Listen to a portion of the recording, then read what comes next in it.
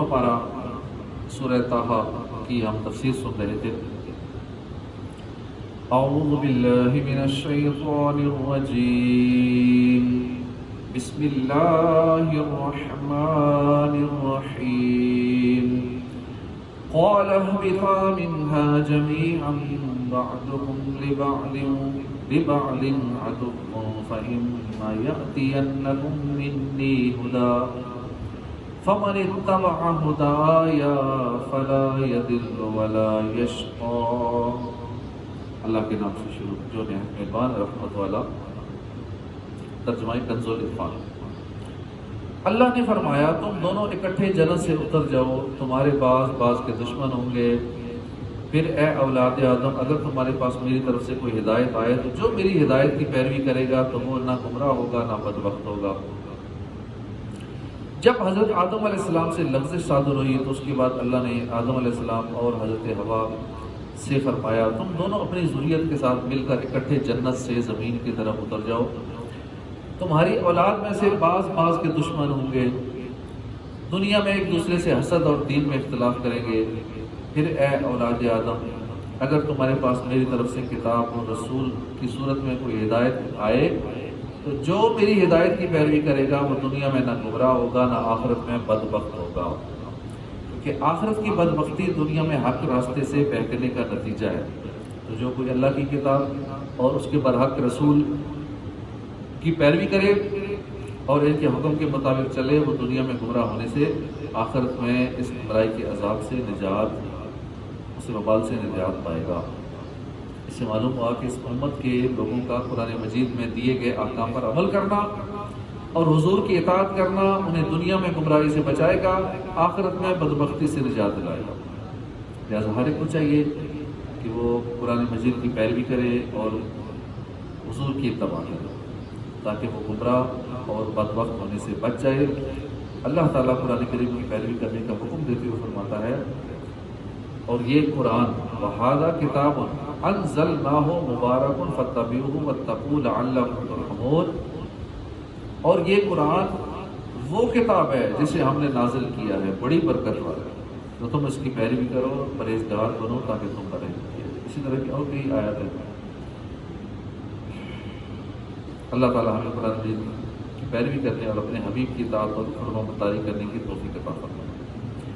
وَمَنْ أَعْرَضَ عَنْ ذِكْرِي فَإِنَّ لَهُ مَعِيشَةً ضَنكًا وَنَحْشُرُهُ يَوْمَ الْقِيَامَةِ أَعْمَى قَالَ رَبِّ لِمَا حَشَرْتَنِي أَعْمَى وَقَدْ كُنْتُ بَصِيرًا۔ جس نے میرے ذکر سے منہ پھیرا تو بے شک اس کے لیے تنگ زندگی ہے، ہم اسے قیامت کے دن اندھا اٹھائیں گے، وہ کہے گا اے میرے رب تو نے مجھے اندھا کیوں اٹھایا، لیکن میں تو دیکھنے والا تھا۔ وَمَنْ أَعْرَضَ عَنْ ذِكْرِي، جس نے میرے ذکر سے منہ پھیرا۔ اس آیت میں ذکر سے مراد قرآن مجید پر ایمان لانا ہے۔ ایک قول یہ ہے کہ اس سے مراد وہ دلائل ہیں جنہیں اسلام کی حقانیت کے ثبوت کے طور پر نازل کیا گیا ہے، اور یہ بھی ہو سکتا ہے کہ ذکر سے حضور کی مقدس ذات مراد ہو، کیونکہ ذکر آخری سے حاصل ہوتا ہے، اور تنگ زندگی گزارنے کا مقام کے بارے میں مسلم کے 5 اقوال ہے کہ تنگ زندگی کہاں ہو سکتی ہے۔ ایک تو دنیا میں تنگ زندگی، دنیا کی تنگ زندگی یہ ہے کہ بندہ ہدایت کی پیروی نہ کرے، برے عمل کرے، حرام فعل کرے، قناعت سے محروم ہو کر حرص میں گرفتار ہو جائے، مال و اسباب کی کثرت کے باوجود بھی اس کے دل کو فراخی اور سکون میسر نہ ہو، دل ہر چیز کی طلب میں حرص کے غموں سے آوارہ ہو کہ یہ نہیں ہے وہ نہیں ہے، حال تاریک اور وقت خراب رہے، اور توکل کرنے والے مومن کی طرح اس کو سکون اور فراغ حاصل ہی نہ ہو، جسے حیات طیبہ یعنی پاکیزہ زندگی کہتے ہیں۔ اسی طرح قبر میں تنگ زندگی، قبر کی تنگ زندگی یہ ہے کہ قبر میں عذاب دیا جائے۔ حضرت عبداللہ بن عباس نے فرمایا یہ آیت اسود بن عبد العزیٰ مخزومی کے حق میں نازل ہوئی، اور قبر کی تنگ زندگی سے مراد قبر کا اس سختی سے دبانا ہے جس سے ایک طرف کی پسلیاں دوسرے میں پیوست ہوئے۔ حضرت ابو ہریرہ سے روایت ہے رسول اللہ صلی اللہ علیہ وسلم نے فرمایا کیا تم جانتے ہو کہ معیشت دنک کیا ہے؟ صحابہ نے عرض کی اللہ اس کا رسول بہتر جانتے ہیں۔ آپ نے فرمایا یہ قبر میں کافر کا عذاب ہے، اور اس ذات کی قسم جس کے قبضہ قدرت میں میری جان ہے، کافر پر 99 تنین مسلط کیے جائیں گے۔ کیا تم جانتے ہو تنین کیا ہے؟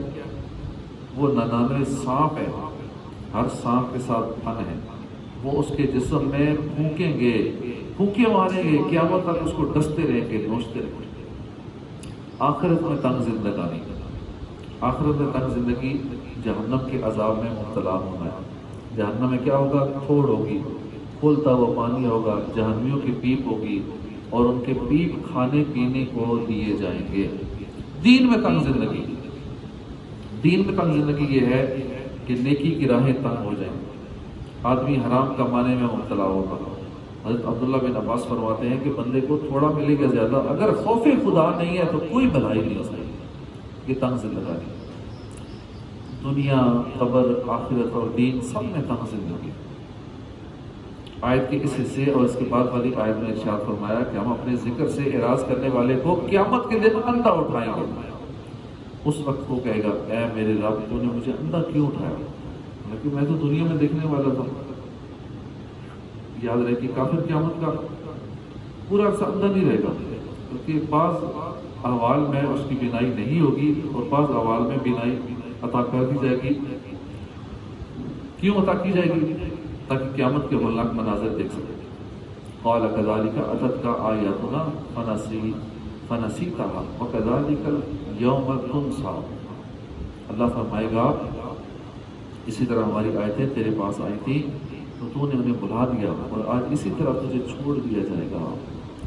اس کے جواب میں اللہ ارشاد فرمائے گا کہ دنیا میں تیرے پاس میری نشانیاں آئیں لیکن تو ان پر ایمان نہ لایا اور تو نے انہیں پسے پشت ڈال کر ان سے منہ پھیر لیا، اسی طرح آج ہم تجھے آگ میں چھوڑ دیں، تیرا حال پوچھنے والا کوئی نہیں ہوگا۔ اس سے معلوم ہوا کہ جیسے گناہ کا عذاب دنیا اور آخرت پر پڑتا ہے، یوں نیکی کا فائدہ دونوں جہاں میں ملتا ہے۔ مسلمان پانچوں نمازیں پابندی سے جماعت سے ادا کریں، اسے رزق میں برکت ملے گی۔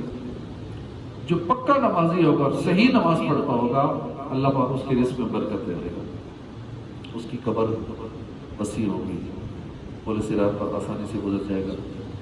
جو جماعت کا تارک ہوگا اس کی کمائی میں برکت نہیں ہوگی، جو جماعت سے نماز نہیں پڑھے گا اس کی کمائی میں برکت نہ ہوگی، چہرے پر صالحین کے آثار نہ ہوں گے، لوگوں کے دلوں میں اسے نفرت ہوگی، پیاس اور بھوک میں جاں کنی اور قبر کی تنگی میں مبتلا ہوگا اور اس کا حساب بھی سخت ہوگا۔ اللہ پاک ہمیں پانچوں نمازیں با جماعت ادا کرنے کی توفیق عطا فرمائے۔ آمین۔ وَكَذَلِكَ نَجْزِي مَنْ أَسْرَفَ وَلَمْ يُؤْمِنْ بِآيَاتِ رَبِّهِ وَلَعَذَابُ الْآخِرَةِ أَشَدُّ وَأَبْقَىٰ۔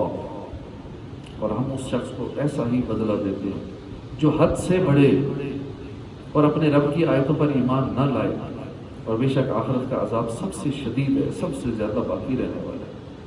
ارشاد فرمایا کہ ہم اس شخص کو ایسا ہی بدلہ دیتے ہیں جو اپنے رب کی نافرمانی کرنے میں حد سے بڑھ جائے اور اپنے رب کی آیتوں پر ایمان نہ لائے، اور بے شک آخرت کا عذاب دنیاوی عذاب کے مقابلے میں سب سے شدید ہے، سب سے زیادہ باقی رہنے والا ہے۔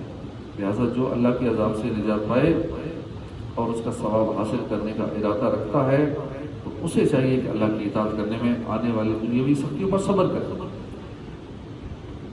اور دنیا کی نفسانی خواہشوں اور گناہوں سے بچتا رہے، کیونکہ جنت کو مصیبتوں اور جہنم کو شہوتوں میں چھپایا گیا ہے۔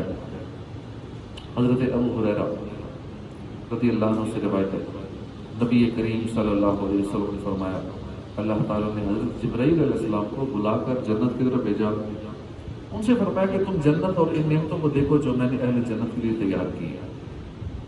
حضرت جبرائیل علیہ السلام دیکھ کر واپس آئے، آج کی تیری عزت کی قسم، جو ان نعمتوں کے بارے میں سن لے گا وہ ان میں داخل ہوگا۔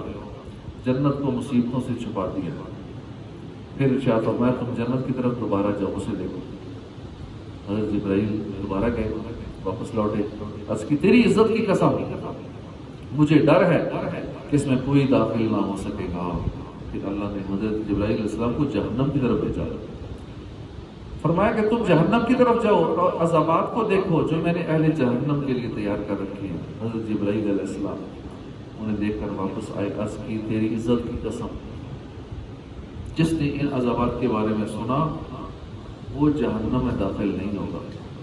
جہنم کو شہوتوں سے ڈھانپ دیا گیا ہے۔ پھر ارشاد فرمایا جہنم کی طرف لوٹو، اسے دیکھو۔ حضرت جبرائیل علیہ السلام دیکھ کر آئے، عرض کیا تیری عزت کی قسم مجھے ڈر ہے کہ اس میں داخل ہونے سے کوئی نہیں بچے گا۔ اللہ پاک ہمیں جہنم سے بچائے، جنت میں داخل عطا فرمائے، آمین بجاہ النبی الامین صلی اللہ تعالی علیہ وآلہ وسلم۔